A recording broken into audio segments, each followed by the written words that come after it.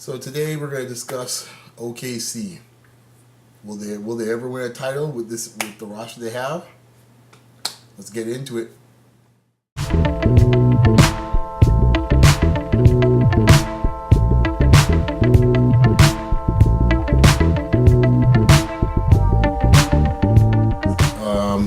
This episode we're going to discuss Oklahoma City and what their chances are for the rest of not just these playoffs, but kind of looking down the road at, can this team as constituted win an NBA championship?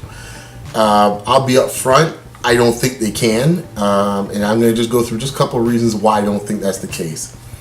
First reason why I don't think they're going to win an NBA championship in the near future. I'm saying the next couple of years before Durant's contract. Let's put the time frame between now and Durant's contract ending, which is in a couple of years. I think one of the problems that this team has, that I mentioned before, Scott Brooks. I think he's just not the type of coach that you need to have when you have this type of special talent like Durant and Westbrook, for him to be grooming this type of talent. Certain coaches are good for you just for you to just get off the ground. Certain coaches are good for you when you're progressing to become a very good team. And then you need coaches that can win championships for you. And those are very few, and that's why those guys get paid a lot of money, a la Phil Jackson. I think this team here, unfortunately, doesn't have the right coach to lead them. Now, is he the only reason why? No, he's not the only reason why. So as much as it would be simple to say, get rid of Scott Brooks and put in said coach that's won a ton of rings or had a bunch of experience and put him in and they would win. No, it's not that simple. But his issue, I think, right now is the offense is too rudimentary. You have so much ISO ball. There's very little movement in a league that's moving more and more towards movement. And I think this has a lot to do because of. I always believe in this case that the best player in the world usually dictates the style of play the league has. So during, in this case, the Kobe and the Iverson time, when those were the two dominant players in the league, you got a lot of one-on-one play, a lot of ISO ball. As times moved on with LeBron, and now with LeBron being the most dominant player in the league, you see more people trying to do more things by having movement with the basketball in this case. Even though LeBron started off with very much ISO 2, at his best, he's a guy that likes to move with and without the ball and setting up other teammates. And you're seeing more and more that style offense. The Spurs obviously being probably the best at it. And I think OKC plays kind of like a style from like a decade gone by, actually, when you watch them play. It's like watching a game in in the early 2000s when you watch them as far as style of offense. Second problem, and this is my second point here, why they won't win. And it comes down to your best players being their best players all the time. And everyone jumps on Westbrook, and it's easy to jump on Westbrook. Oh, he doesn't run the team right. He doesn't do this right. He doesn't do that right.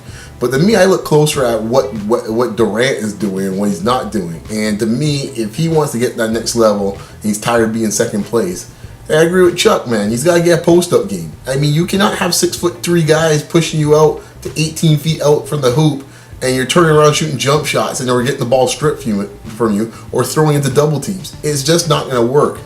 And jump shooting teams don't win championships. I mean, you have the odd exception, like the Mavericks a couple of years ago with Dirk that were on fire that season. That could happen, but hey, time is trusted, it's time tested. That you got to get in the paint, be it through dribble penetration, a la the Bulls, or in this case, post play, a la the early, the Lakers the last decade with Shaq, or some of the earlier teams, that had dominant post presence like the Celtics. And get in the paint. And Oklahoma City is just too much jump shooting, and that's just not going to get it done. Not going to get it done. Third reason why I think they're not going to win, and until Durant gets that stage and he get in the lane, and they put Westbrook more in the block, and this goes back to Scott Brooks' issue. They're all kind of tied together when you see this. I think that they're not going to get much further. But my third point why they're not going to win, and it comes down strictly to the fact they don't have enough talent, and they don't have enough two-way talent. When you don't have enough two-way talent, it gets exposed in the playoffs. You get away in an 82-game season winning with just pure raw talent with your best players. But when it gets to the playoffs, the teams that usually have more two-way players that can play offense and defense usually end up being in the finals. And what you see here with Oklahoma City, I'm surprised even they got past the Clippers, but that's a whole we've discussed last week with some of the issues with that was. But you don't have enough two-way guys in this case, and you're seeing guys like Cephalosha, Collison, Perkins. You keep going down the line, and I think in Adams, I think between the two of them, I think they've averaged 9 points in 2 games. That's embarrassing as professional players. I'm sorry. I could be out there for about 10 minutes and I could probably get a couple baskets just hanging around the hoop. That's nonsense. I'm sorry. I don't even know how you consider yourself to be a professional player and you're putting up 9 points amongst 4 players that get that many minutes. So when I look at this team, and it's going to tie into my last point. This team needs more two-way talent. And until they get that, it's not going to go anywhere. So getting rid of Harden was a bad enough blow. As you see with Ibaka's injury, it makes it worse. Because as far as I'm concerned, they have 4 guys that have two-way talent. The 2 stars, Ibaka, and Jackson. After that, the rest pretty much are stiffs. Then we move to the last point. And this comes down to management. Sam Presti in their office in Oklahoma City. Dudes, you gotta spend the money. You can't be cheap. You want to be, in this case, everyone says, oh, they're so brilliant, there's so much tacticians, and every move they make is so cerebral. Dude, a lot of their moves they make is just being cheap. Let's call a spade a spade. The Harden deal was nothing to do with any sort of, foresight, this and that. It was to save money. It was nothing more than that at all. I would even say, I would even go as far as the Jeff Green trade might have been to that to some extent. Even though Perkins has helped to some extent, but really, when they miscalculated how the league was going.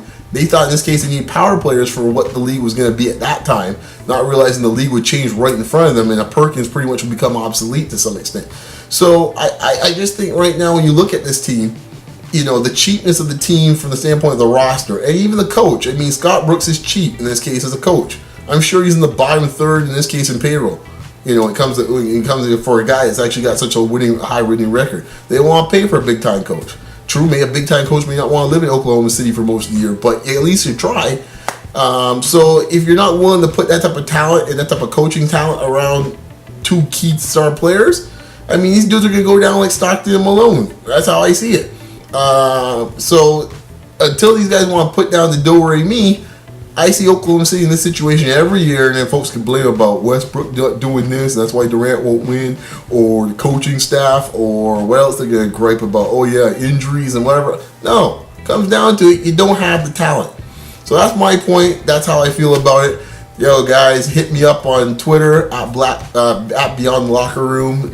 You see down below my handle. Check me out on Facebook, the Beyond the Locker Room Facebook page, and of course you subscribe either at the button here at the top or down below. The subscribe button. I look forward to speaking to you guys next week. Later.